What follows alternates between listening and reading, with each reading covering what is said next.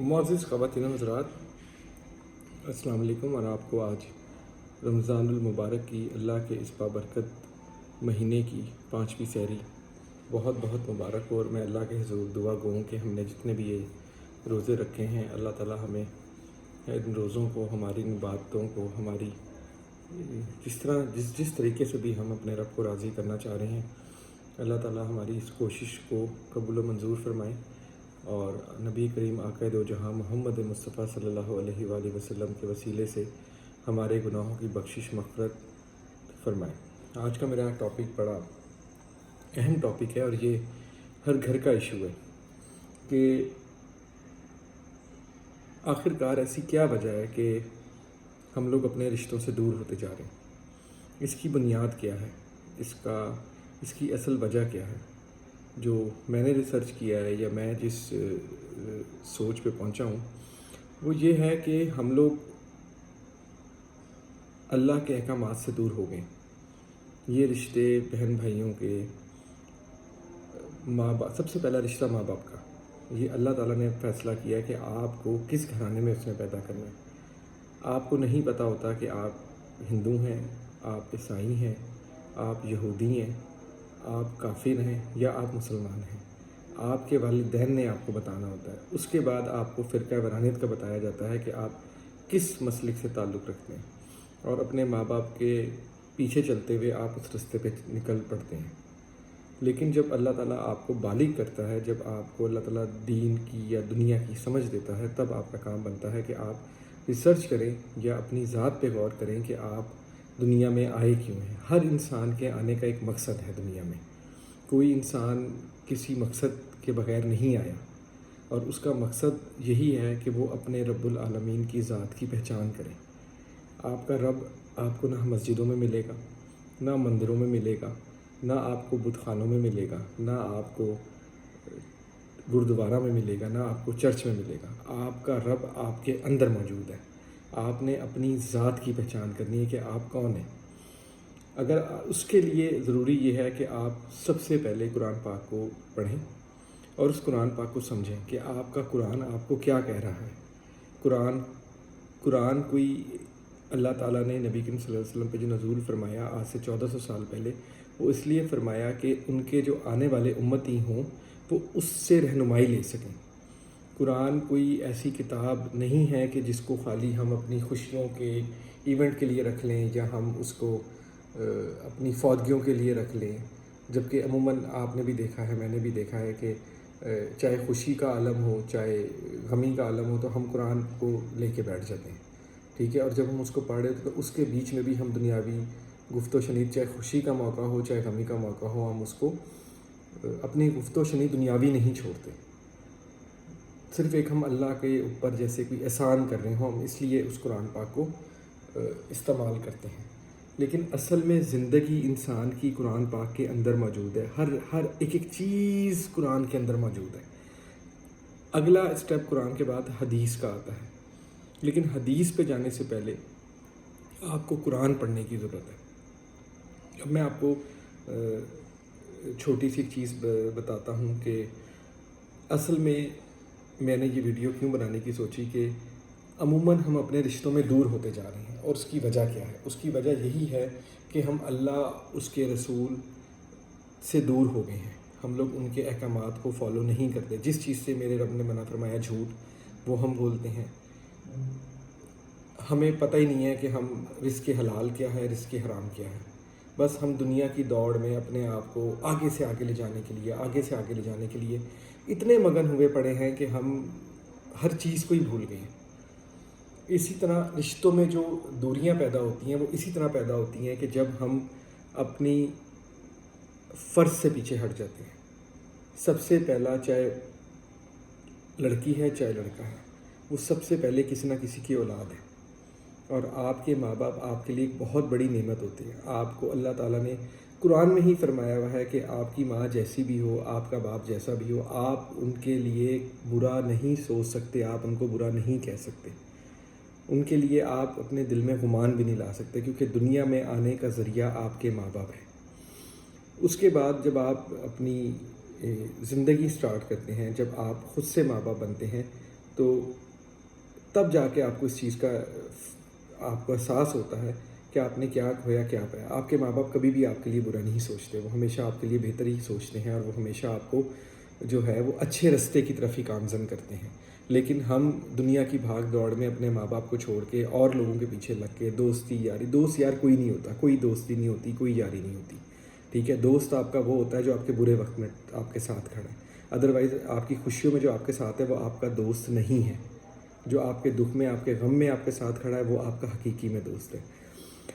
ہمارے رشتوں میں دراڑیں اس طرح پیدا ہوتی ہیں کہ جب ہمارے بڑے ہی، ہمارے جو بڑے ہوتے ہیں وہ، جیسے میں ہوں، میں اپنی مثال آپ کو دیتا ہوں، جیسے میں ہوں، میں جب اپنے بچوں کے سامنے بیٹھ کے ہر وقت کہوں گا تمہاری بہن غلط، تمہاری پھپھو غلط ہے، تمہارا چچا غلط ہے، تمہاری خالہ غلط ہے، تمہارے ماموں غلط، تو وہ آٹومیٹکلی بچوں کی تربیت جو ہے وہ غلط ٹریک پہ ہوگی، ٹھیک ہے۔ اس لیے کہ میں خود ان کے سامنے بیٹھ کے ان کے بارے میں، بچوں کو کیسے سوچ آتی ہے کہ میرا چچا غلط ہے، یا میرا تایا غلط ہے، یا میرا پھپھا غلط ہے، یا میرا پھپھو غلط ہے، جو بھی اللہ تعالیٰ کے بنائے ہوئے رشتے ہیں، ہم خود اپنے بچوں کو اس طرف گامزن کرتے ہیں، اور ہم اپنے بچوں کو خود الگ الگ، جبکہ ہم خود یہ چیز ان کو نہیں بتاتے کہ آج تم بھی کسی کے بھائی ہو، جس شخص کی میں بیٹھ کے برائی کر رہا ہوں وہ میرا بھائی ہے، یا وہ میری بہن ہے، یا وہ میرا جو ہے وہ خون ہے۔ لیکن پھر جب بچے ہمارے بڑے ہو جاتے ہیں تو وہ ہماری ہی چیزوں کو، سنی ہوئی کو، پھر ہم ان سے توقع کرتے ہیں کہ وہ بہن بھائیوں کے ساتھ محبت سے رہیں، پیار سے رہیں، محبت سے رہیں۔ ایسا نہیں ہوتا۔ یہ اللہ تعالیٰ کا ایک متفاق عمل ہے جو دنیا میں آپ نے وہ نظام چلا گیا کہ اگر آپ یہ سوچتے نا کہ آخرت میں جا کے، ہمیشہ اللہ تعالیٰ سے ایک دعا مانگیں کہ اپنے بچوں کے سامنے کبھی اپنے بڑوں کی برائی مت کریں، اپنے بہن بھائیوں کی برائی مت کریں، کبھی بھی ان کو برا بھلا مت کہیں۔ ہاں، اگر آپ کا اپنے بھائی کے ساتھ یا اپنی بہن کے ساتھ یا کسی کے ساتھ بھی کوئی ذاتی اختلافات ہیں تو وہ اپنی ذات تک محدود رکھیں، اپنی ذات تک محدود رکھیں گے، بچوں کے سامنے نہیں کریں گے تو رشتے اس مٹھی کی طرح، یہ جو مٹھی ہے نا، اس کو اگر ہم کھول لیں اور چاہ تو یہ اس کا کوئی مقصد نہیں ہے، ٹھیک ہے۔ اس کو جب ہم بند کر لیتے ہیں یہ آپ کی ایک طاقت بن جاتی ہے جو آپ کو ایک موٹیویشن دیتی ہے، آپ کو ایک اسٹرینتھ دیتی ہے، آپ کو ایک دنیا سے فائٹ کرنے کے لیے آپ کو ایک حوصلہ دیتی ہے، ایک ہمت دیتی ہے۔ ہمارے اس وقت جیسا کہ آپ جانتے ہیں کہ جیسے بہت زیادہ کرونا وائرس کا مسئلہ چلا ہوا ہے، ہر بندہ اس کو لے کے بڑا ورڈ ہے کہ اس سے نہ ملو، اس سے نہ ملو، ایسے ہو جائے گا، ویسے ہو جائے گا۔ اگر یہ ریسرچ کری جائے تو اس میں حضور نبی کریم صلی اللہ علیہ وسلم نے بھی فرمایا کہ اگر تم کسی ایسی بیماری کا سنو کہ جس سے وہ بیماری تمہیں لگنے کا خطرہ ہو تو اس جگہ کو چھوڑ دو اور دوسری جگہ پہ چلے جاؤ، اور اگر تمہیں پتہ چلے کہ دوسرے شہر میں کوئی ایسی بیماری پھیلی ہوئی ہے کہ جس سے تمہاری جان جا سکتی ہے تو تم اپنے ہی اسی جگہ پہ اپنے آپ کو محفوظ کر لو، ٹھیک ہے۔ ہمیں اپنی ذات کو محفوظ کرنا ہے، ہمیں اپنی ذات کو، اپنے رشتوں کو، اپنی ان چیزوں کو محفوظ کرنا ہے۔ یہ ہمارے پاس ایک بہت اللہ کا دیا ہوا ایک بہت اچھا ٹائم ہے کہ ہم اپنے بچوں کی، اپنی فیملی ممبرانس کی، ہر بندے کا اللہ تعالیٰ نے اپنا اپنا نصیب رکھا ہے۔ کوئی یہ نہیں کہہ سکتا کہ میرا جو نصیب ہے وہ تم سے زیادہ اچھا ہے یا میرا تم سے زیادہ برا ہے۔ یہ اللہ تعالیٰ کے ہاتھ میں ہے، اللہ تعالیٰ نے ہر چیز اپنے ہاتھ میں رکھی ہوئی۔ اگر آپ یہ سوچتے نا کہ آپ، سب سے بڑی بات میں آپ کو بتاؤں کہ ہم اپنی سانس ہی اپنی مرضی سے نہیں لے سکتے۔ جو ہماری یہ سانس ہے جس کو ہم دنیا میں رہنے کے لیے ہم ہر وقت، ہمیں اب دوڑ بھاگ میں لگی ہوئی ہے کہ ہم آگے سے آگے نکل جائیں، آگے سے آگے نکل جائیں، پیسے کمانے کا جنون، اس جنون کے اندر ہم اتنا آگے جا چکے ہیں کہ ہم اپنے رشتوں کو کھو بیٹھے ہیں، ہم اپنے ریلیشنز کو کھو بیٹھے ہیں، ہم ایک دوسرے کو اصل جو کہتے ہیں نا کہ اللہ سے ہم دعا مانگتے ہیں کہ یا اللہ ہمیں حسد سے بچا، ہمیں نظر بد سے بچا، ہمیں آفت و بلا۔ نظر بد کیا ہے؟ نظر بد کوئی غیر نہیں ہے جو آپ کو نظر بد لگاتا ہے، آپ کے اپنے ہی ہوتے ہیں جو آپ کو نظر بد لگاتے ہیں۔ حسد کون کرتا ہے؟ آپ کے اپنے ہی کرتے ہیں۔ آپ بیٹھے ہوئے ہیں کسی گاڑی میں بیٹھ کے کہیں جا رہے ہیں، کوئی آپ کو دیکھے گا تو وہ آپ کو دیکھ کے یہ تو ضرور کہہ سکتا ہے کہ یار اس کی گاڑی دیکھو کتنی اچھی ہے، یا دیکھو یہ خود کتنا اچھا لگ رہا ہے، یا اس کا کیا لائف اسٹائل ہے، ٹھیک ہے۔ لیکن وہ کبھی اس کھوج میں نہیں پڑے گا کہ اس کے پاس آیا کہاں سے، اس نے کیسے لیا، کیا تھا کیا۔ یہ ہمارے اپنے رشتہ دار ہی ہوتے ہیں، ہمارے فیملی۔ اس لیے فیملی ممبرانس کے ساتھ محبت بانٹیں۔ اللہ تعالیٰ نے جو زکوٰۃ کا حکم دیا ہے اس کے اندر واضح طور پہ حکم فرمایا ہے کہ اے میرے بندو، زکوٰۃ جب دو تو سب سے پہلے اپنے قریبی عزیز و وقارب رشتہ داروں کو دیکھو، ٹھیک ہے۔ اس کے بعد پھر آپ اپنے محلے میں دیکھیں، محلے کے بعد پھر آپ تیسری حدود میں جائیں۔ لیکن ان چیزوں کو سمجھنے کی ضرورت ہے، قرآن کو سمجھنے کی ضرورت ہے۔ قرآن میں آپ کو ہر چیز آپ کو مل جائے گی، کوئی ایسی چیز نہیں ہے جو آپ کو قرآن میں نہیں ملے گی۔ قرآن میں آپ کو وہ سب کچھ ملے گا کہ جو اگر آپ اس کو سمجھ لیں، اس کے اوپر عمل پیرا ہو جائیں تو آپ زندگی کی دوڑ میں پیچھے رہ ہی نہیں سکتے۔ آپ کی جو کمائی ہے اس کے اوپر وہ خالی آپ کی کمائی نہیں ہے، وہ اس کمائی کے اوپر آپ کے تمام عزیز و اقارب رشتہ داروں کا حق ہے جو ان کو آپ نے دینا ہی دینا ہے۔ آپ ان چیزوں کو اپنے ذہن میں رکھیں۔ جب آپ اللہ کی راہ میں خرچ کرتے ہیں تو وہ آپ کے اوپر ہم لوگ جو اللہ کی راہ میں خرچ کرتے ہیں ہم صرف یہ سوچتے ہیں کہ جی ہمارے پاس اتنا پیسہ ہے تو اس کی اتنی زکوٰۃ بنتی ہے تو ہم دے دیں تو ہم نے اللہ کی راہ میں خرچ کر دیا۔ نہیں، وہ اللہ نے صاحب حیثیت، اللہ نے واضح طور پہ کہا کہ زکوٰۃ اس پہ فرض ہے جو صاحب حیثیت ہے، تو صاحب حیثیت پہ تو زکوٰۃ فرض ہے، وہ آپ نے دینی ہی دینی ہے زکوٰۃ، لیکن اس کے علاوہ راہ خدا میں خرچ کیا ہے کہ جو آپ کا اپنا ذاتی مال و دولت ہے وہ آپ راہ خدا میں خرچ کریں۔ اللہ کی راہ سے بڑی سیونگ کوئی راہ میں نہیں ہے۔ اگر آپ کے پاس کچھ ہے اس کو آپ سیو کرنا چاہتے ہیں تو وہ خدا کی راہ میں خرچ کر دیں، اس سے بڑی سیونگ کوئی نہیں ہے۔ وہ آپ کو کبھی کسی پریشانی میں مبتلا نہیں ہونے دے گا۔ کسی بھی اپنے رشتہ دار کے ساتھ محبت رکھیں، کبھی اس کے لیے کبھی بھی کچھ نیگیٹو نہ سوچیں، کبھی اس کے لیے برا مت سوچیں۔ اس کی کبھی اگر آپ وہ ترقی کر رہا، آپ ترقی نہیں کر رہے تو اس میں آپ کا قصور نہیں ہے یا اس کا قصور نہیں کہ وہ آپ کو ترقی نہیں کرنے دے رہا۔